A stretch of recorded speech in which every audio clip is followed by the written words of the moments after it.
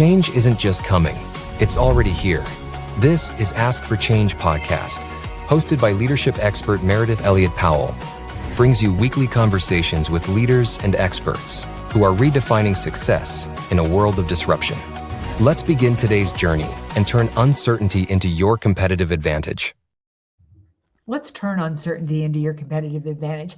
Welcome to Ask for Change. I am Meridith Elliott Powell, your host, and today we're going to dive into a really interesting subject. I mean, when you think about thriving in uncertainty, I'm not really sure that this subject is on the tip of most people's tongue, really what people are thinking about. Our guest today is none other than Michael Neece. He is an international bestselling author, president of Our Future is Kind, and co-founder of the Human Summit. Teaches how to harness kindness to improve business metrics and thrive at work, using kindness to drive business metrics. I got to tell you, Michael, welcome to the show, but that is one interesting way to look at thriving in uncertainty. Well, and it's more fun. So, yeah. So I'm so curious, when I was doing research on you and getting ready for this podcast, how did you start down this avenue? Of all the things that you could have become passionate about, what sparked kindness to be it? Oh, Meredith, I think it was really straightforward for me. I've just been in so many different industries across however many decades I've been in the workforce. And what I found was that it's really important to have very purpose-filled work, but it's at least as important to know and love and care about the people that you are, in contact with, whether it's your customers or it's your supervisor or the people that you're in charge of. It's the people who are supporting you and helping you get through what your projects are. It's the people that matter so desperately. Just think about it. The things that you talk about after a hard day of work are, the times when somebody was really mean, really unkind. They slighted you, they stole an idea, they just didn't treat you well. Or it's the times when somebody showed you so much grace and so much kindness and lifted you up, especially during those times when you don't really even feel like you deserved it. So kindness just occurred to me as being this thing that I always notice if it's there, and I always notice if it's missing. Yeah. So what impact? Is it something that we used to have more in our society? Is it something that, it feels like we don't have a lot of kindness? And I wonder with that right now, if it just feels like that because of so much with the news cycle, or is it something that we have always been somewhat void of? I think humans used to talk to each other more. I think that's a big piece of it.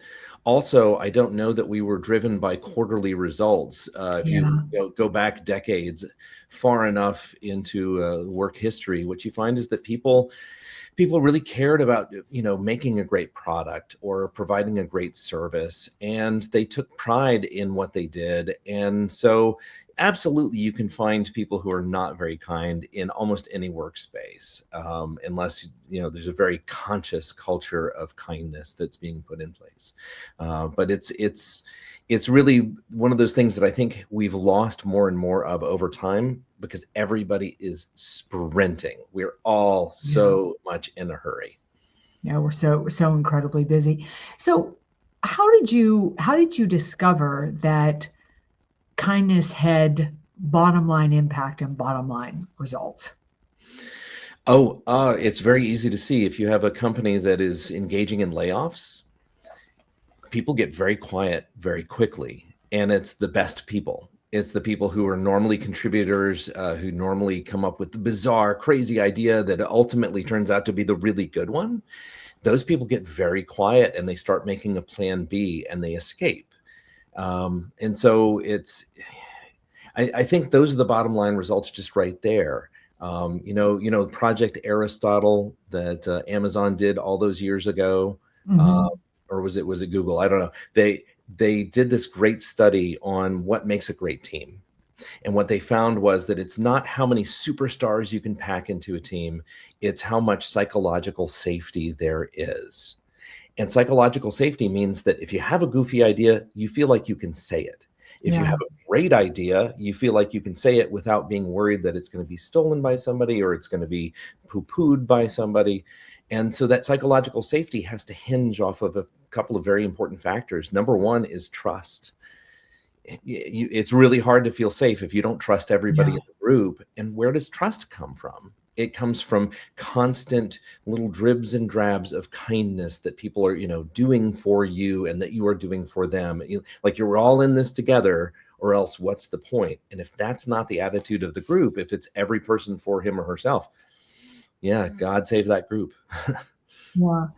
What but how do you define kindness? Like it was so interesting. I was having a conversation with a client earlier today who's struggling with accountability, really struggling with holding the team accountable. And I was arguing that holding people accountable is a kindness to them. Like people need to understand what the rules are to be successful in an organization. And I always use the idea of our parents, like my parents loved me and I was equally feeling love from my parents as I was equally afraid of my parents. Like I wouldn't let them down. So how do you define kindness, and what all does it encompass? I've heard kindness is love in action. Okay. I like that definition, but I've worked in planetariums, and so I like the cosmic definition a little bit better, which is it's the acknowledgement and gratitude for being in this vast universe with company. And so it's how do you treat people because you are grateful for their existence. You brought up this great point of you have to have boundaries. If you're going to be Yeah. truly, genuinely kind, you have to be able to give honest feedback. You have to be able to have honest conversations. And that's a big piece of kindness. I think sometimes people get it confused with niceness. But Yeah. niceness is just plastering a smile on your face and pretending that the bad things that are happening aren't happening. And that is the farthest thing from kindness. So what are the things that we need to do to become more kind at work, to become a more kind team member, to become a more kind leader, to become a more kind world? Like, talk to us a little bit about everything that your work encompasses. So part of it is ego management. Part of it is Mm. understanding that there is a whole, and the whole is what matters the most. If you are in service to a customer base and you are worried about how many people report to you or how much money you have, or did you get the promotion recently, or did you outshine this other colleague, that ego is getting in the way of the ultimate mission. And so that's a huge piece of it, is talking about ego. Having a healthy ego means that when you're sitting at the table and you get no share, that you speak up for yourself and you say, I deserve a little something here. And having an overblown ego is insisting that you are always in the spotlight, insisting that you're always the person who gets, the accolades and whatnot. So that ego management is a huge piece of it. Another thing is focus management. Rory Vaden talks about this really well. He talks about trying to make sure you understand what is your genuine priority and making sure that you are focused on that genuine priority. Because when you are, everybody else can rely on you. If you are allowing yourself to be that ping pong where everybody who asks you to do something, you immediately put down what you were working on and you start working on that new thing. Well, now you've got this cognitive switching, which means that you can't be relied upon to get anything done because you're always so scattered. So really understanding what is my priority, and then having the ability to say, hey, I know that you just walked into my office and I really want to have this conversation with you. Can you put something on our calendars for later? Because right now I'm in the middle of something. And you should be able to say that to the CEO Yeah. as much as you can say it to anybody else. So focus management is a huge piece of this too. Okay. And when, I want to talk to a little bit about the work that you're doing, the keynote that you present, the book that you're putting together. I mean, this is so much more than topic to you. It's really a movement, would you say? It is. It Yeah. is. Yeah. Yeah. And so what I think that the world could use more kindness, absolutely. So how do people get engaged? How do they get involved? What are you looking, how are you making progress in these particular areas?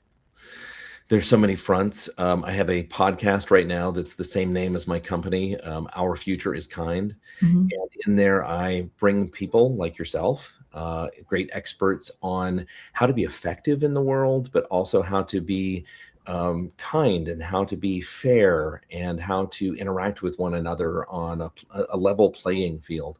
So Our Future is Kind is all about that podcast where I get other people's great ideas of what the future could look like, and then the brave, kind acts to get there.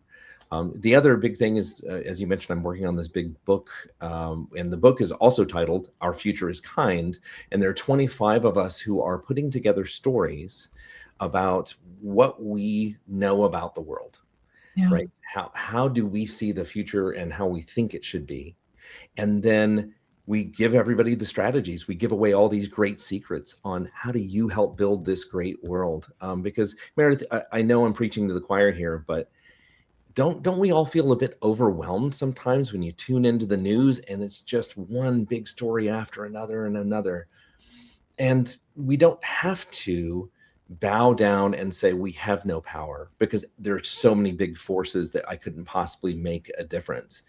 Well, if there are 500 really important voices in the world in charge of different companies, in charge of different governments, well, that's 8 billion minus 500 voices. That's how much power the rest of us have.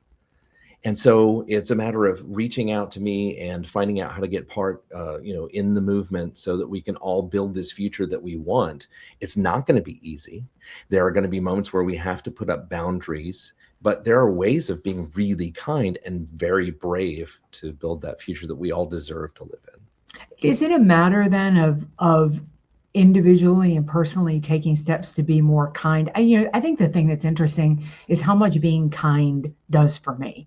Like there are times when I am, people are complicated, right? We're never, somebody may meet me and think I'm really, really nice. Other people may have not a very high opinion of me because on that particular day, I was not in nice mode. Mm. I was, a little rude. I was a little, whatever, because I'm stressed out. I'm exhausted, but I never feel good about myself when I have been unkind. And being kind always puts energy back in to me. Yeah, well, yeah, you hit on it very well. Kindness is like our superpower. And when you bring it up, you know that you have rescued the kitten from the tree. Yeah. You know that you have helped somebody get across the street that needed to get across the street, right? And that makes us feel amazing. That makes us really boost our own, all of the oxytocin levels and all the other, great hormones that tell you that you're alive and you're connected and you matter. All of those are boosted every time you do something kind and brilliant. One of our great friends, our mutual friend, Brian Byro, Yeah. I mean, you can't come away from his presence without feeling just lifted and like you really belong and that you're important. And he just has this aura around him. He lives in kind. He does the thing that I always, hope to coach people to do. Mm-hmm. I do believe though, and I'm be curious if you think if it is, it isn't a stretch for us to be kind. It's basically it's basically innate within us. I had the week from last week, and last week I agreed to do something crazy, and I spoke in Helsinki, Finland, then I spoke in Bangkok, Thailand, and then I spoke in London. I did it all in 1 week, which under normal circumstances would be a bit crazy, but given the travel situation between TSA here in the USA, with everything going on in the Middle East, it was quite frankly a little bit nuts. Get to the airport, my flight was delayed 4 hours, which threw all my itinerary off. Long story short, I wound up on crazy airlines at crazy times, whatever. There was no way I would have made anything had it not been for the kindness of people. I didn't know where I was. I had no status on these airlines. I didn't speak the language, half the places I was. People were so kind and nice to me when I just reached out and said, I'm confused. I don't know where to go. I don't know what time we're boarding. I don't know what to do here. I don't know what I'm eating. Anything like that. People were so incredibly kind to me. Do you find that it is like in your work, have you found it's a basic human nature, like it's innate within us? I think so, but it's also easy to fight fire with fire. Somebody, cuts in front of you in line and it's easy to bubble up and get really angry. And the reminder that I always have to myself is that kindness is a choice. Yeah. And what is the kindest thing that I can do in this moment? The person cut in front of me in line probably didn't even notice. They were probably so discombobulated and they're freaked out and they're upset. And so you can easily just start a conversation and say, hey, I'm not trying to be a bother, but I think you cut me in line. Are you doing okay? Is Yeah. there anything that you need? I know this is a crazy travel situation. So trying to relate to the other person, trying to hear their perspective, but also trying to assert your own rights. It means that you're not a doormat, but you can also be very, very kind in that exchange. And I can only imagine that as all of these things were turned on their head and you were, trying to get onto the crazy, airline into that next flight, I can imagine there were a lot of times when you wanted to wring somebody's neck. But I also imagine, from having met you a few times, I imagine that you're also very gracious and very kind. I mean, the first attempt, the second attempt, the third attempt, you try to give some kindness. And I can just imagine that you cultivated it by presenting it. And I think that is one of the biggest tricks. Yeah, I would not agree with you that I always presented kindness, because I tell you, the more tired I got and the more stressed I got, I'm not even sure I was always the best version of myself. But I do think, I do think that kindness is a diffuser. Correct. Mm. Like, I just had a client this afternoon who called me because she's going into a very difficult meeting with somebody who belittles her in the situation. And she said, what do I do? And I said, you need to be kind to them. And you need to realize that when somebody belittles you, it has nothing to do with you at all. And I said, now that is so easy to say. It is so easy to say. It is so hard to do because your emotions get trapped in it. Like you said, it's fire to fire. I heard somebody say a long time ago that we believe that people that people do things for themselves. They don't do things to us. And it's always a really good reminder that when people are rude, it, like you said, somebody's cutting in line, I don't know what's going on with them. But I find that kindness is a diffuser. Have you found that? Like, if I'm rude to you and then you're kind to me, it's hard for me to be rude back. Oh, it is. Yeah. It is. I remember I was going to be a leasing consultant at an apartment community where I lived. I showed up at the office and the manager that I was going to interview with was in the middle of a yelling match with another resident at the apartment community. And as soon as that other person left, the manager just turned to me and said, well, I guess you're here to complain about something with your apartment too. And I just looked at her and I said, hi, I'm Michael Neece. It's so good to finally meet you. Looks like you're having a really rough day. And all she could do is just laugh because she suddenly realized she was aiming her flamethrower at me.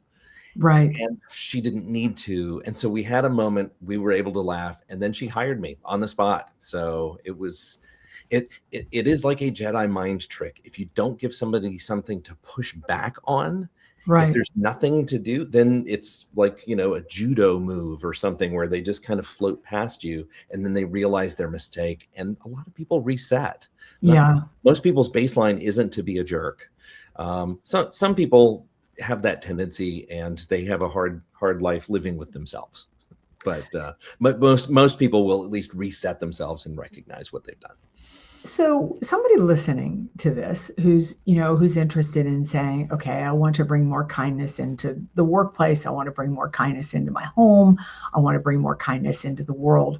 Where do they start? What do they do? How do you get on board with the movement and the work that you're doing? Well, I mean, obviously, tune into my podcast and get some great ideas from these amazing guests that I give. I have a prior book called In Kind, which is all about this philosophy. And otherwise, just reach out to me. But if you wanted some little trick that you could use daily, which I love, the Navy SEALs have this concept of living in your 3-foot world. Or you can say, control your 3-foot radius. And I love this so much, Meridith. And the reason is, if I control my 3-foot radius, it means there could be explosions going on over there and people yelling over there and gunfire over there. But if I am focused where I actually have a locus of control, now I can actually do something that's effective for everyone. If all I'm doing is being distracted and being pulled in 30 directions in things I can't even control, I'm good to no one. I can't Yeah. do anything right. So the greatest kindness I can do for myself is what's in my 3-foot radius? What do I have control over right now? And how do I act in a kind fashion within that scope? And the beautiful thing is that the more you do that, the more you set your own priorities, and that makes you reliable to everybody else. And the more other people can rely on you. So what starts as a kindness to yourself becomes a kindness to everybody who's around you. So It's infectious. It's infectious, you're saying. yeah, exactly. Yeah. Yeah. Do you think that we, in the work that you're doing, and that, you're talking about creating your future and creating, kindness in the world, it is an uphill battle, but where in the stories and the things that you've seen, have you seen progress? Have you seen nuggets of forward movement around bringing kindness into the world? What kind of impact has it made? So I love Daryl Davis. If you've never heard of him, he is a Black man. He is a blues musician, and he befriends people in the KKK. Oh my. So if anybody has the secret sauce on how to make friends Yeah. across what seems like an impossible gap, it's Daryl Davis. And so when a friend of mine, Kevin Hunting, and I created the Human Summit, which we did for the first time on World Kindness Day last year, we had him as one of our special guests during a fireside discussion. And so his ability to interact with people who really think of him as an enemy, they think of him as dirt, they think of him as terrible. Well, over the years, he's just been so charming and so kind and so reliable to all of these people that more than 200 Klansmen have given up their robes and have forsaken their white supremacy ways just because they have a friend who is Black and Wow. who's super kind and is in their sphere all the time. So that is a huge, huge area where you can see you can count the numbers of people who've given up hateful ways because they really couldn't reconcile the idea of who this man was with the image of who they thought he was supposed to be. He's just too kind. How do you stay in kindness mode, though? I mean, I think about this man, Daryl Davis, and that cannot be easy. I remember hearing another story of a young woman whose parents were, her father was Black, her mother was white, and her mother's parents disowned them when they married. This was back in the 60s, and disowned them. But my friend discovered that when her father had written a letter to the parents every single week saying, I know you love your daughter. I know you love your grandchildren. I'm going to keep you up to date as to what they're doing and where you're going, and know you're always welcome in our lives. It took 25 years, but, and his wife didn't know he was doing this, and his children didn't know he was doing this. But his thought was, if this was my daughter and this were my grandchildren, I would want to know how they are. I'd want to know that they're okay. And he would write them a letter every week telling them just how wonderful the kids are. And it took 25 years for them to come around. But I think, how do you stay in that space? And I think about Daryl Davis. I mean, my God, you think like 200 Klansmen have given up their robes, but just cracking the first one could not have been easy. Like, how does somebody stay in that mode of kindness when everything is calling you and giving you the right to go the other way? For me, it's maybe a twofold process. One is that I just deeply believe in it. Yeah. I utterly believe that this is my value system for a reason. I love people. I think people are amazing. The other factor in all of this is that I grew up with Star Trek, and I've worked in planetariums, and I love the idea of aliens. So sometimes I just envision that I'm an alien and I'm here on a field trip trying to understand humanity. Yeah. And that just keeps me super curious, because if somebody gets in my face and is yelling at me, I just think it's so weird. Yeah. It's clearly not about me. And so now I don't treat it like my ego needs to get involved. I'm just like, hey, what's going on for you? What did I do something? Let's talk about this. How can I help? I don't want you to have a bad day, but it seems like you are having a bad day. How do we fix this? Mm-hmm. If you just stay in a curious mindset all the time, and you are wedded to your value system, that'll take you just places you'd never guess. Yeah, Michael, this has been such a powerful podcast. I really want to have you back when the new project comes out. But I always end the podcast with two questions, and you can answer them in either direction. How do people find out about you? How do they find out about work? How do they find out about becoming part of the movement? And then, what's the biggest piece of advice you would have for our audience? As I look for people dealing with the uncertainty in the marketplace, and I do think uncertainty is driving fear. It's driving anger. It's driving people to be, just incredibly uncomfortable, which is fueling an unkindness in our society, not to mention the fact that we see it role modeled everywhere. But what is your biggest piece of advice for people who need to turn this uncertainty to competitive advantage in the work that you do? Well, thank you very much for this platform and this great discussion. I've loved every minute of this, Meredith. If you want to find me, go to ourfutureiskind.com. You can also look for me on LinkedIn. I'm on there an unhealthy amount. The big piece of advice that I would give for everybody here is be careful what you're feeding yourself right now. There are careful, good ways of feeding yourself just the right amount of news and knowing what is going on and what is in your locus of control. And so be careful what you feed yourself. I actually have an AI amalgamator. It goes out there and finds 10 reliable news sources and gives me the news. But I also tell it, give me news stories that matter to the fate of humanity and things that I can actually have an impact on. And that is a very narrow set of news. And that really helps me because now I know what I can work on instead of what I need to chew my nails over, Yeah, I do find that people get very angry over things that we cannot control and you can't do anything about. And one of my favorite daily phrases I say to myself every morning is that I just need to trust the journey. Sometimes it looks like you're going into a big black hole when on the other side of it is a beautiful sunny opportunity, and you can't get there unless you go through the black hole. But again, thank you so much for joining us today. Thank you so much for the work that you're doing. I learn so much when I do these podcasts, but I've got to tell you, the biggest thing I've learned today is that kindness is a choice, and I need to pay attention to the choices that I make on a daily basis. So, Michael, thank you so much for joining us, for joining our audience. And audience, we'll see you right back here next week for another episode of Ask for Change. And together, we are going to turn all of this uncertainty into your greatest competitive advantage. I'll see you then.